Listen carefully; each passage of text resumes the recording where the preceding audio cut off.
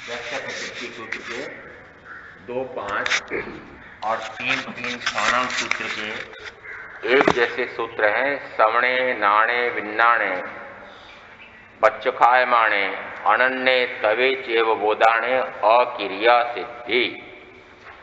उसमें अनन्य यानी अनिरुद्ध करता है, संवृत होता है, पाप के कर्म के आश्रव के द्वारों को बंद करता है, उसे कहा संवर। नव तत्व में भी जीव अजीव बंध पुण्य पाप आश्रव संवर, और उसके बाद आता है निर्जरा। और इस सूत्र में भी अनन्य तवे चेव बोधाणे अकिरिया सिद्धि। तो यहां अनन्य के बाद आया तप, पहले कर्मों के आश्रय द्वार को बंद करता है और फिर तप में प्रविष्ट होता है। इसका अर्थ है कि संवर पूर्वक ही निर्जरा होती है, या ज्ञान दर्शन और फिर चारित्र में संयम के बाद तप का प्रारंभ होता है।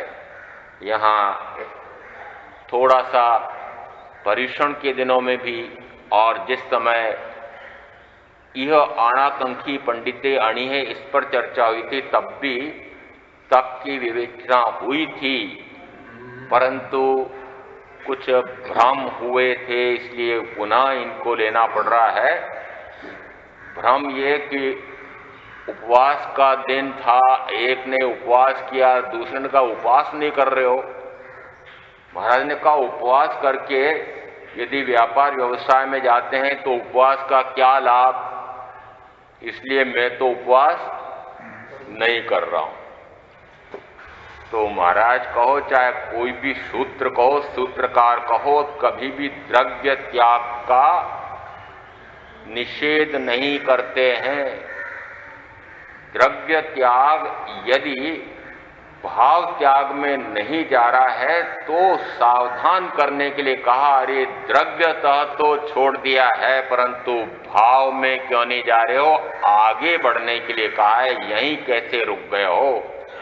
मात्र उस त्याग और प्रत्याख्यान पर अटक गए हो तो फिर भटकन हो जाती है। इसलिए सावधान करने के लिए कि यदि वह त्याग करके, प्रत्याख्यान करके, उपवास आदि करके यह मान लेता है कि मेरे तो धर्म ध्यान हो गया, मेरे तो कर्मों की निर्जरा हो गई, तो वहां सावधान करने के लिए कहा कि अरे निर्जरा कहां से हो गई है, यदि बाह्य में इस प्रकार का त्याग तो कर लिया है और उसके साथ यदि उस त्याग का अभिमान कर लिया, प्रदर्शन कर लिया, प्रशस्ति गान करवा लिया, अभिनंदन पत्र ले लिया, या बाहर जाकर के 5 इंद्रियों के भोगों का व्यापार व्यवसाय कर लिया, इसलिए निषेध कर रहे हैं कि यदि वस्तुतः तो बाहर जाकर के पापाचरण कर रहे हो और ये त्याग कहो कि व्रत कहो कि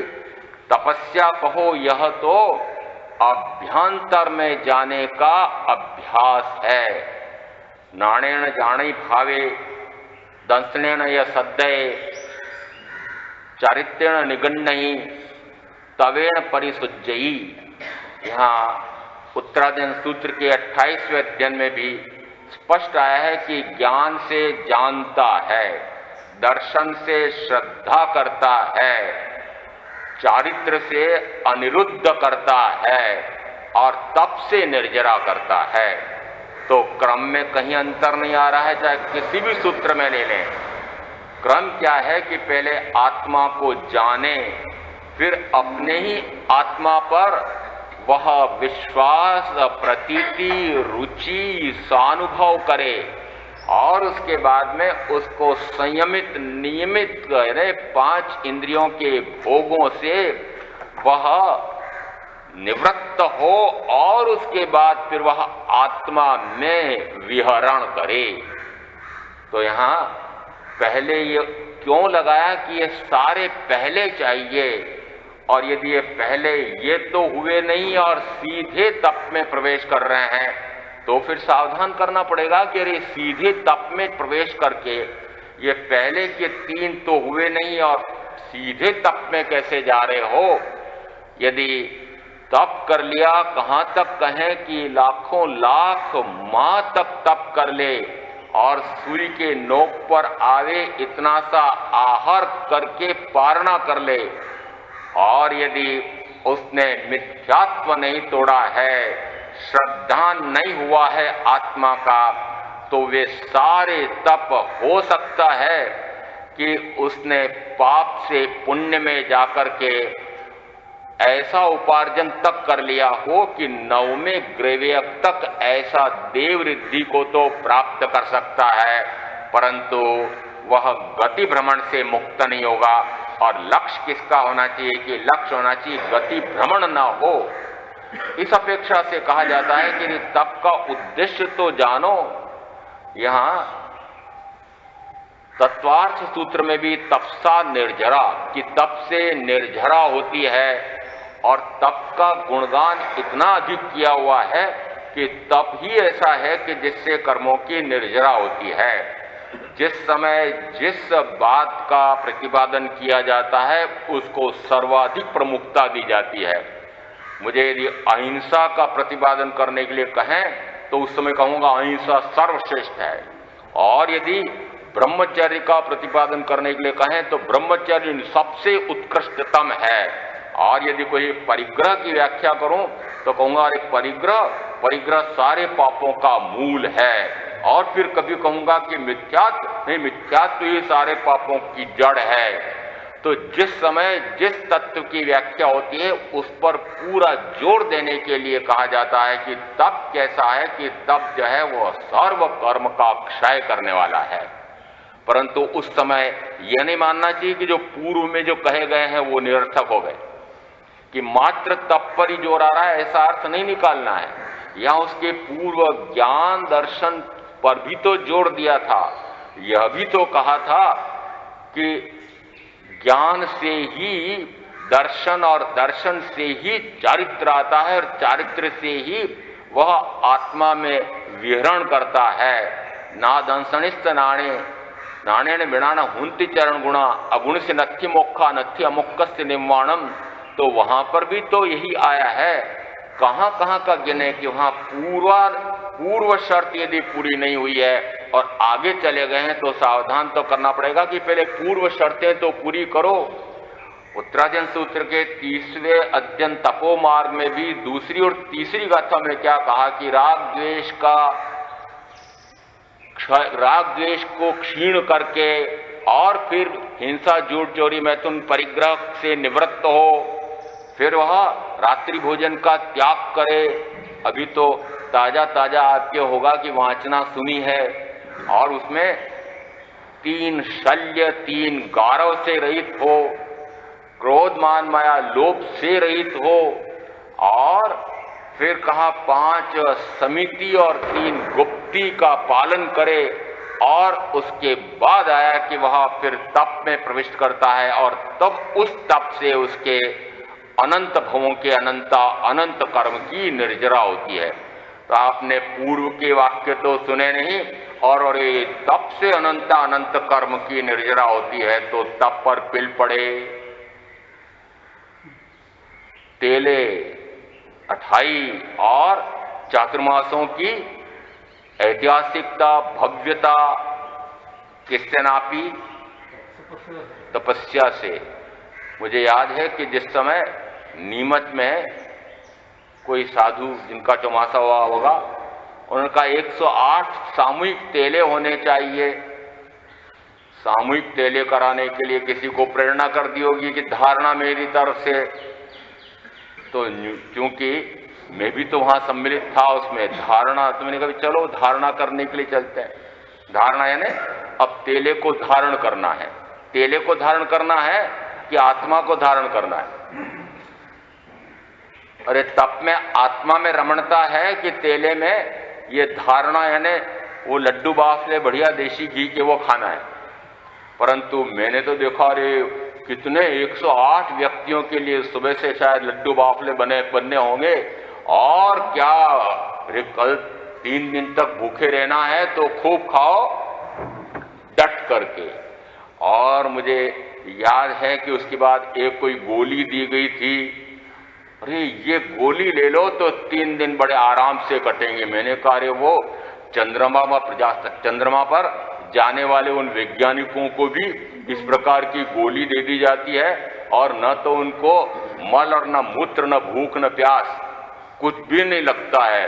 मैंने कहा इस प्रकार की गोलियां खा करके तो महीनों निकाल दें, फिर तो बड़ी तपस्या हो गई वो तो।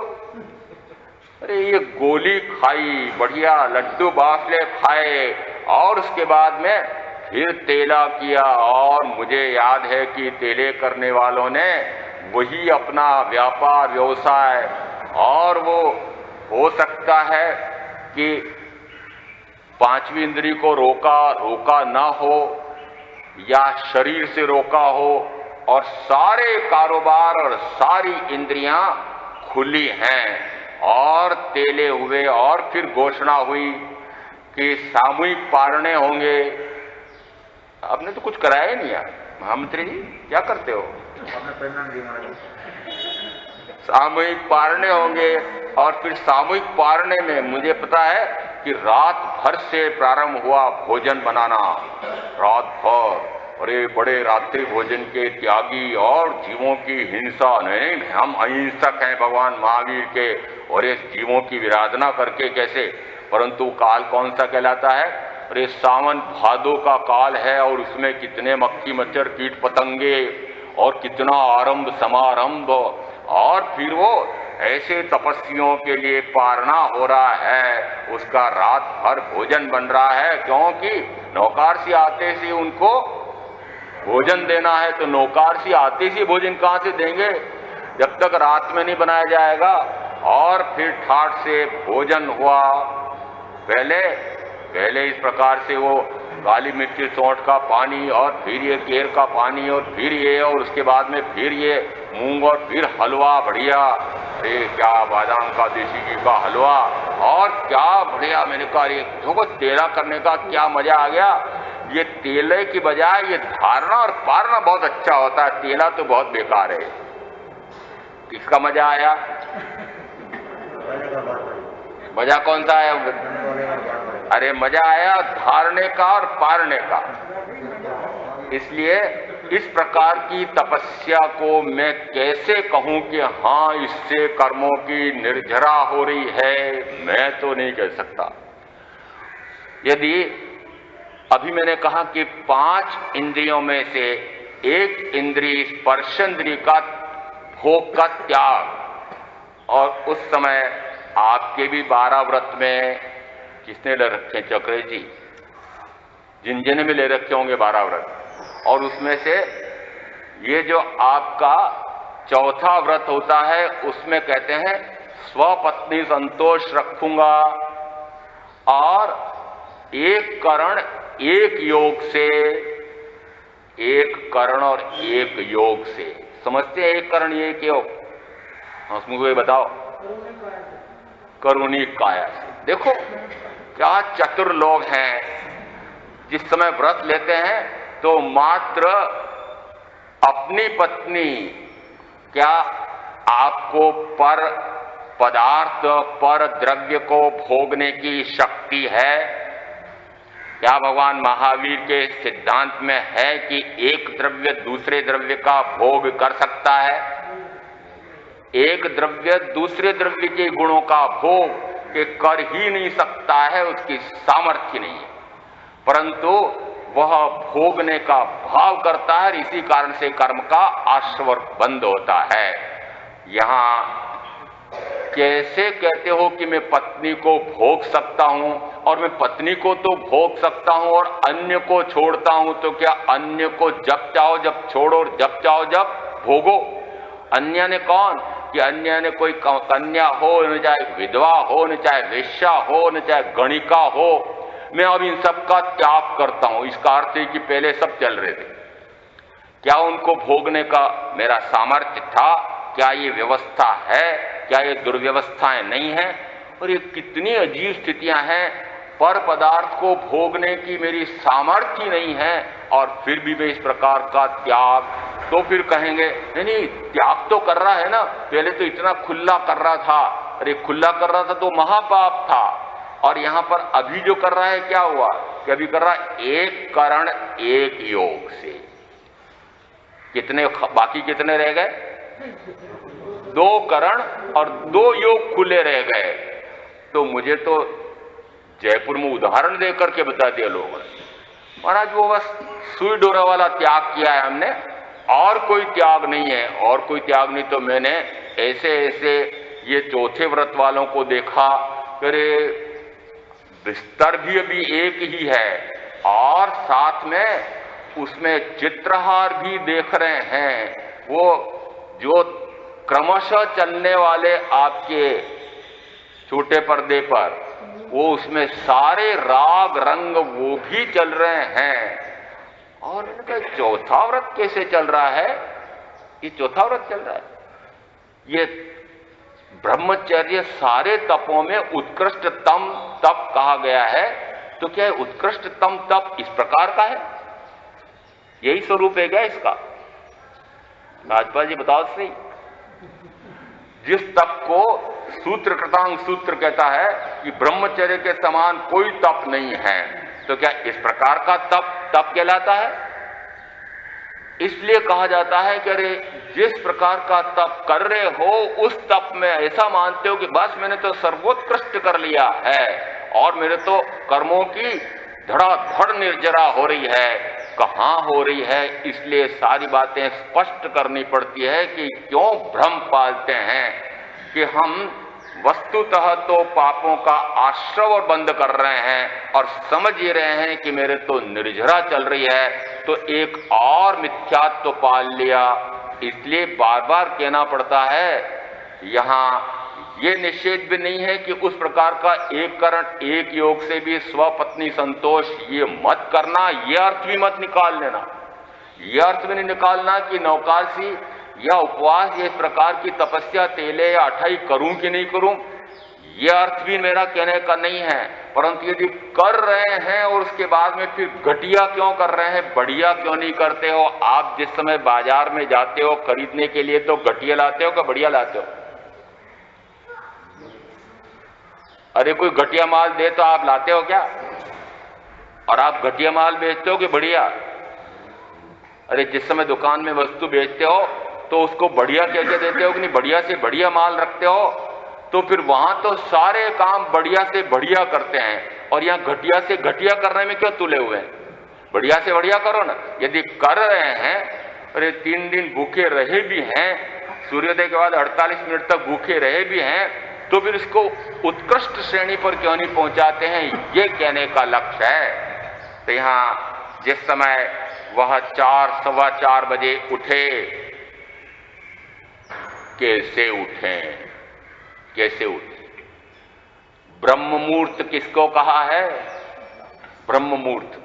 और 2-3 दिन 5 दिन के तो अवसर मुझे पता है, अरे रात को 12 बजे, मैंने तो दीपावली के दिन देखा 2 बजे तक आवाजें आती रही, 12 बजे तक तो सो ही नहीं पाया मैं तो। और एक प्रातः काल 4 सवा 4 बजे ब्रह्म मुहूर्त, क्यों उसको उत्कृष्टतम कहा? कि उस समय सारे तरफ नीरव शांति होती है।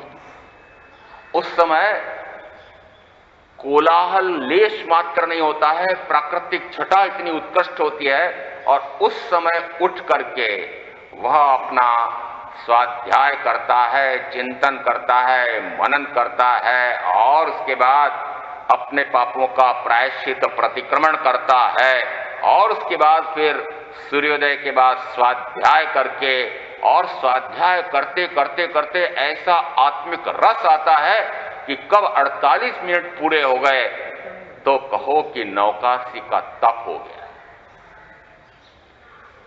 जब ऐसी व्याख्या की तो एक बहन ने स्पष्ट पूछा, महाराज मान लो हम ऐसा नहीं कर पाते हैं, हम तो सूर्योदय के बाद ये उठते से ही नौकासी भी पचक रखी है और हमें ये सारे काम जो आप कहते रहते हो वो सारे काम हमको तो करने पड़ रहे हैं, फिर हम वो नौकासी करें कि नहीं करें?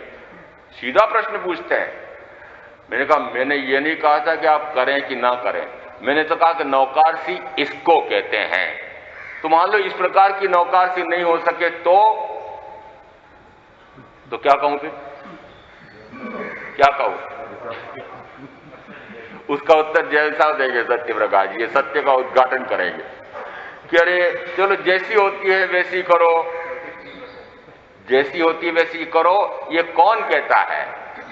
मैं नहीं कहता हूं, साधु साध्वी नहीं कह सकते, महावीर ने नहीं कहा होगा। महावीर कहते हैं भाई जैसा तुम्हें सुख उपजे मैं क्या करूं, मैंने तो इस प्रकार की उत्कृष्टतम ठेठ मोक्ष तक का मार्ग बता दिया है और तुम बीच में अटकना चाहते हो तो जिसमें तुमको सुख लगे। अरे महावीर तो कहते हैं कोई कहे कि मैं तो संसार में ही मुझे मजा आ रहा है, 5 इंद्रियों के भोगों में ही मजा आ रहा है, तो भाई जिसमें तुमको मजा आ रहा है वो करो, मुझे क्या पता, मैंने तो तुमको उत्कृष्टतम मार्ग बता दिया। अब किसी को उत्कृष्टतम मार्ग बता दिया और कोई निकृष्ट में रहना चाहे, कोई मध्यम में रहना चाहे, तो यह महावीर का उपदेश मत मानना। इसलिए कहते हैं कि तपस्या तो कर्मों की निर्जरा के लिए है, और निर्जरा किससे होती है कि निर्जरा होती है पूर्व कर्मों के संचित कर्म जब उड़ते हैं। पूर्व कर्म का यहां अभी तक जो आया है वो संचित कर्म की बात कहीं नहीं आई है, अभी तक आया है कर्म के आश्रव द्वारों को रोकना। यहां इन 9 तत्वों में भी ये 7 तो कौन से हैं?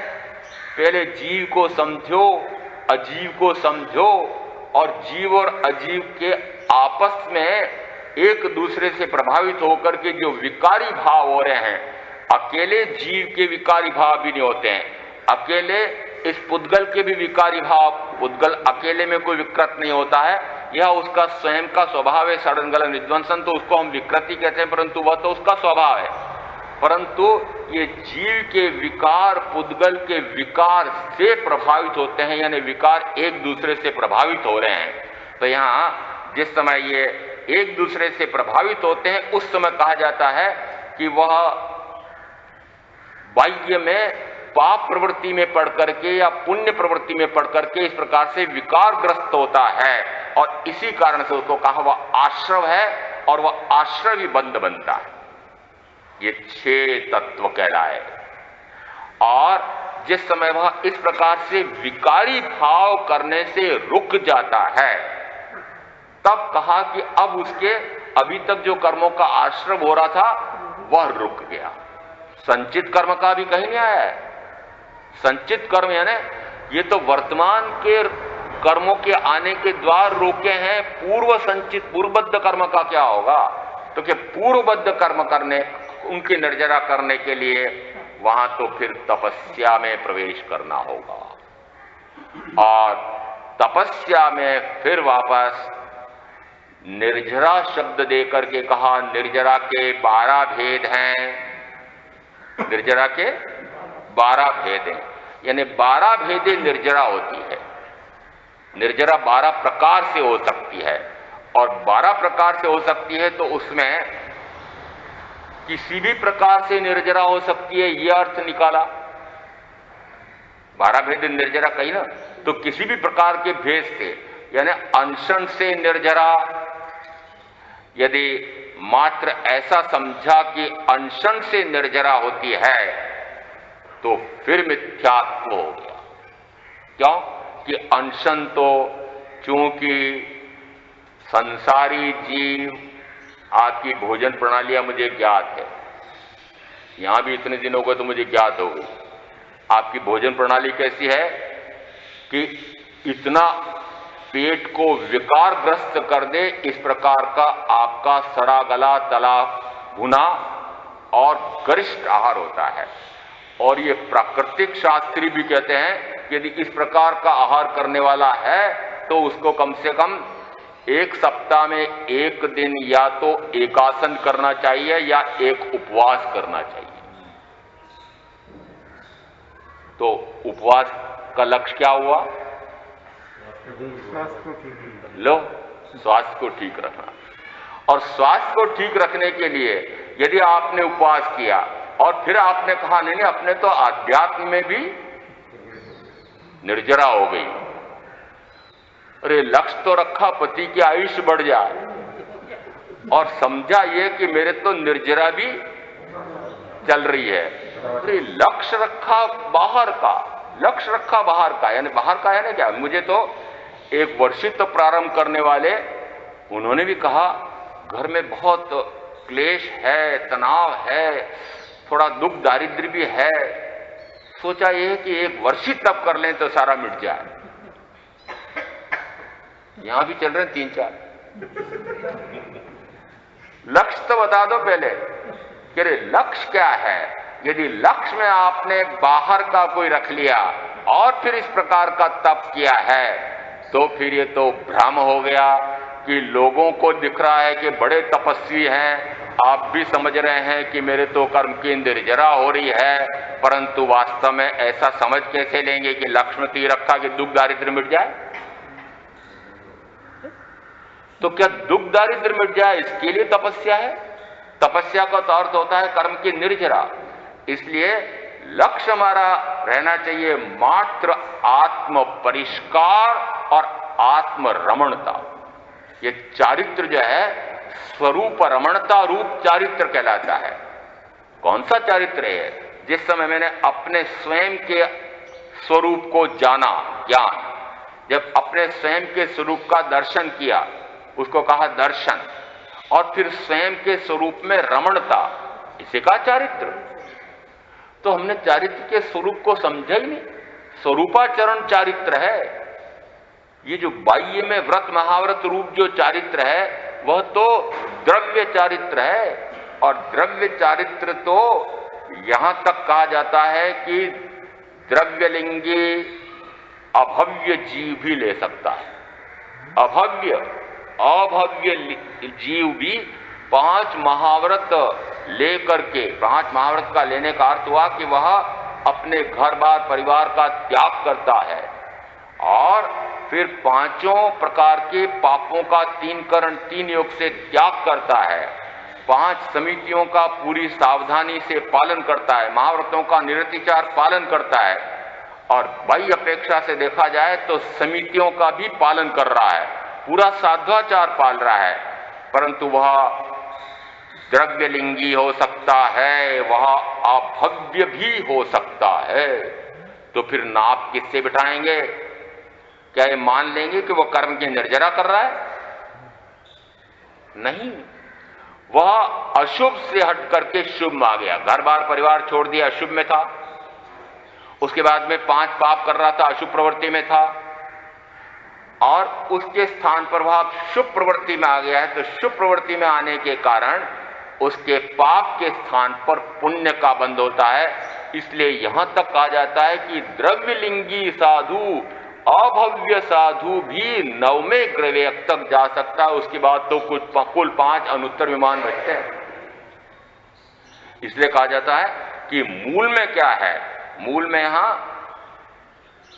ज्ञान और दर्शन पहले चाहिए, और उसके बाद जब वह चारित्र में प्रवेश करे तो यहां चारित्र में चाहे संयम कहो, चाहे संवर कहो, ये जो भी आया है इसमें संयमे, अनन्य, ये, और उसके बाद फिर वो संयम कब गिना गया? संयम कि जिस समय उसको ज्ञान और दर्शन सम्यक हो गया है, जिस समय उसको स्वयं का ज्ञान और भान हो गया है, और उसके बाद वह संयमित होता है, और उसके बाद फिर वह कर्मों की निर्जरा करता है, तब वह स्वरूप में रमणता रूप निर्जरा करता है।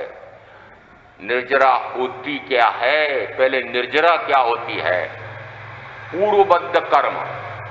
जिस समय वे कर्म उदय में आते हैं, कैसे उदय में आते हैं?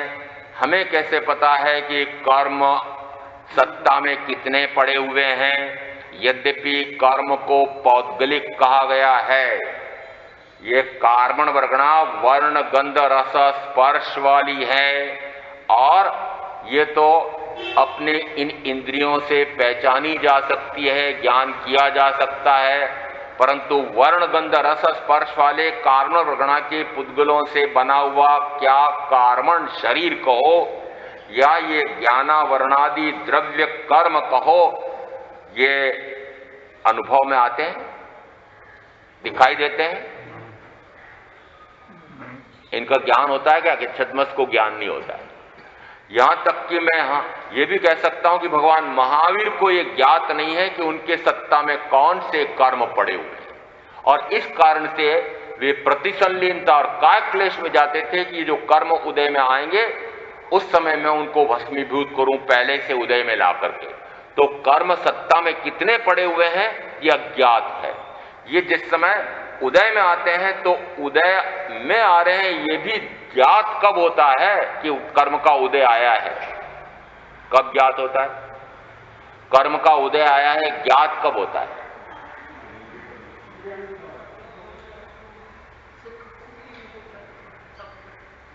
जब निमित्त सामने आता है।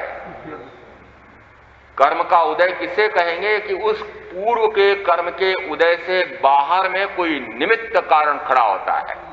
निमित्त कारण कौन सा होता है कि पूर्व में मैंने यदि राग मोहिनी वेदनी कषाय का बंद कर रखा था, उस राग मोहिनी का तो मुझे ज्ञात नहीं है कि कौन सा बंद है क्या ये भी पता नहीं है, परंतु जिस समय सामने एक राग पैदा कराने वाला प्रियजन परिजन आया या प्रिय वस्तु आई, उस समय मेरे जब अंदर में राग भाव उठने लगता है, तब कहो कि राग मोहिनी कषाय का उदय है।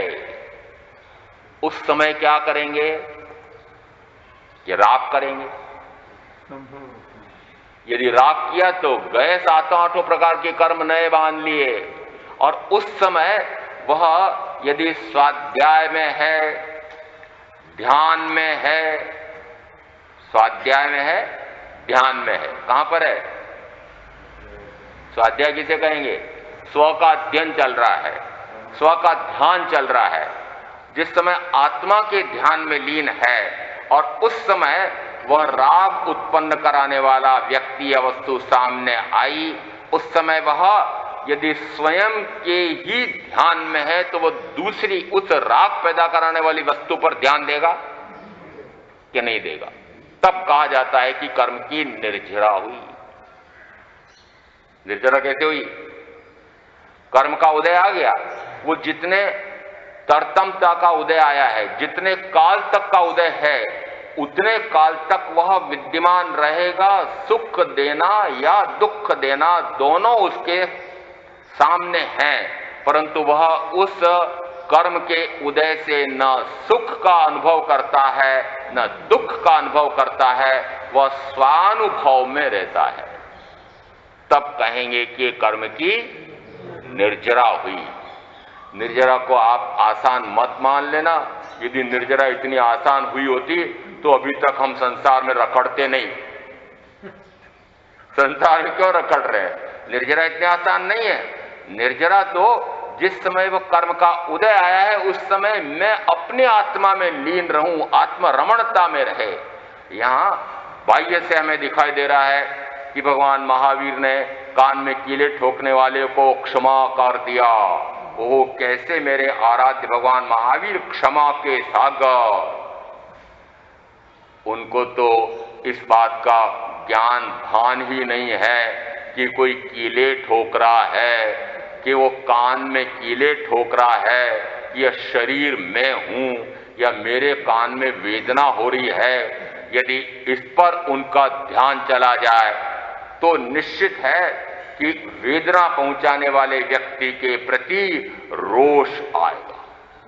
परंतु हमने देखा कि कोई रोष नहीं आया और वे अपने ध्यान में अटल हैं, अडोल हैं, अकंप हैं।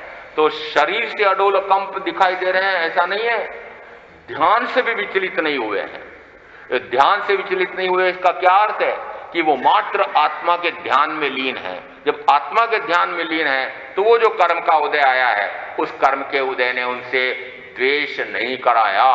तो वो जो पूर्व का द्वेष मोहिनी वेदनी कर्म का उदय और बाहर में उसके कान में शीशा भरवा करके बांधा हुआ तीव्रतम असाता वेदनी कर्म, वो दोनों निर्जरित हो गए। ऐसी होती है निर्जरा। तो यहां इस प्रकार की निर्जरा का उपाय होता है, ये चाहे अनशन गिनो न चाहे अंतिम कायोत्सर्ग गिनो। यहां उनके ये अनशन चल रहा था कि नहीं चल रहा था? कोरा अनशन था, कोरा अनशन था, ध्यान था कि नहीं? ध्यान के साथ फिर कायोत्सर्ग था। कायोत्सर्ग यानी जिसमें काया पर से भी दृष्टि हटा ली है। तो तपस्या कौन सी करना चाहते हैं आप? तपस्या करना चाहते हैं अनशन। तपस्या कायोत्सर्ग ही क्यों नहीं? कायोत्सर्ग तपस्या नहीं है, उत्कृष्टतम है। वो उत्कृष्टतम तप करने के लिए ये बाह्य के तप तो सहज में होते जाते हैं, सहज में होते हैं। ये बाह्य तप जो है ये बाध्य करके, हाँ भाई ये इतनी अठाइयां होनी चाहिए, चौमासा लगते से ही घोषणा हो जाती है, बल्कि पहले शर्तें रख ली जाती है, ये इस प्रकार के सामूहिक तेले होने चाहिए। और आज हमारे गुरु महाराज का ये जन्म दिवस है, ये चादर महोत्सव दिवस है, और अमुक जो दिवंगत हो गए उनका पुण्य दिवस है, और उस दिन जो है इतने तेले होने चाहिए। क्या किया? बाध्य किया। करना चाहते आप?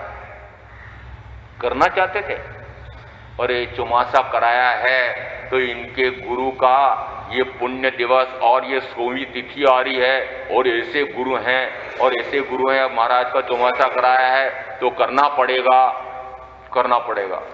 फिर महामंत्री जी घोषणाएं करेंगे, फिर सारे अपने अपने जो 6-6 संगठन बना रखे हैं वो सारे 6-6 संगठन अपने अपने गलियों में घूमेंगे। नहीं, महाराज ने आह्वान किया है, ये तेला तो करना पड़ेगा। वो तेला करने वाले तेले में नाम लिखा देंगे, तेला कर लेंगे, और उन 3 दिन में चाहे स्थानक में मुंह भी नहीं दिखाएंगे। मैंने ऐसे देखे हैं, मत समझ लेना कि मुझे ज्ञात नहीं सब बातें। अरे जिस समय स्थानक का भी मुंह नहीं देखा है तो महाराज के दर्शन कहां किए होंगे, न स्वाध्याय कब किया होगा। परंतु ये इस प्रकार के तप को यदि आप निर्जरा की परिभाषा में गिनेंगे तो मैं कैसे कहूंगा कि हमारे इतने 108 व्यक्तियों ने कर्मों की, वो अपने अनंत कर्मों की निर्जरा कर डाली है। कहां निर्जरा कर डाली? इसे कहते हैं कि ये बाह्य तप जो है अभ्यंतर तप में जाने के मात्र साधन है। साधन किसे कहते हैं? जिससे कोई कार्य सिद्ध हो जाए। यदि वो साधन मात्र साधन रह जाए और कार्य न सिद्ध हो तो साधन सिद्ध जैसा कहलाएगा? ठीक नहीं। परंतु यदि उस साधन से वह साध्य सद जाए तो वह साधन भी सिद्ध जैसा ही माना जाता है। यहां कारण कार्य उपचार पद्धति में कहा जाता है कि जिस कारण से वह उपचार हुआ है तो वह भी उसी प्रकार का गिना जाता है। इस अपेक्षा से ये 6 बाह्य तप गिनना, क्योंकि ये 6 बाह्य तप 6 अभ्यंतर तप में जाने के साधन हैं, निमित्त कारण हैं।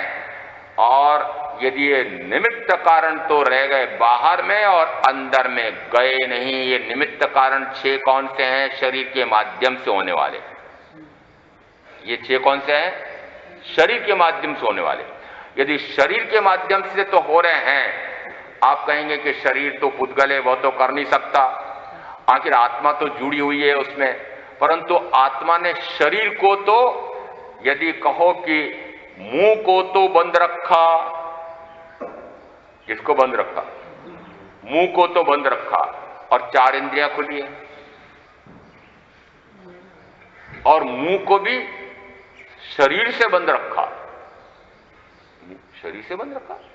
ये अजीब अजीब बातें क्यों करते हैं? अरे शरीर से बंद रखा का अर्थ है कि भावों में तो खुला पड़ा है, भावों में खुला पड़ा है।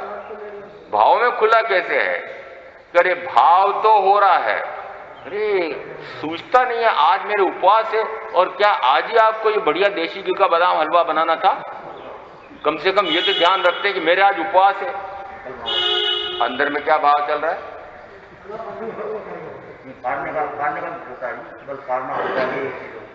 लोग महामंत्री जी और मुझसे कहलवा रहे, कह रहे भाई कल पारना है, मुझे भी पूछते हैं महाराज कल तो पारना होगा ना। मैंने कहा कि भाव तो है, नहीं है पता नहीं। तो यहाँ पारने में क्या क्या होगा और पहले से निमंत्रण, तो आपकी भी तो पहले से निमंत्रण होते हैं घर में कि मेरे कल पारना है, ये बनाना है, और वो पारना है ये बनाना है। ये किस दिन हो रही बात? उपवास के दिन। इसलिए मैंने कहा कि मुंह से बंद है वो, खाली शरीर से बंद है मुंह, मन से बंद है, वचन से बंद है। हा? अरे वचन से भी बंद नहीं है और मन से भी बंद नहीं है, तो फिर कैसे कहोगे नहीं भाव से हो रहा है? कहां भाव से हो रहा है? यहां वो भाव से तब हुआ कहा जाता है कि जिस समय वह उस कार्य पर यानी भोजन पर उसकी दृष्टि जाए, भोजन का भाव शरीरी भाव आए ही नहीं। जब शरीरी भाव नहीं आता है तब वह आत्मभाव में होता है, और जिस समय आत्मभाव में होता है उस समय निर्जरा है। निर्जरा आसान नहीं है, निर्जरा आत्मरमणता में निर्जरा कही जाती है। इसलिए ये जितने भी बाह्य तप करते हैं उसमें हमारा लक्ष्य रहना चाहिए कि मैं ऐसे बाह्य के तप करके फिर अंतर भावों में आत्मा में कैसे रमण करूं, और वो जो आत्मा में जितने जितने क्षण रमणता होती है उतने उतने क्षणों तक हम समझें कि उस समय जो कर्म उदय में आ रहे हैं वे सारे कर्म निर्जरित हो रहे हैं। ऐसा निर्जरा का स्वरूप समझ करके निर्जरा करने का पुरुषार्थ में आप जो करेंगे उनका अवश्य कल्याण होगा।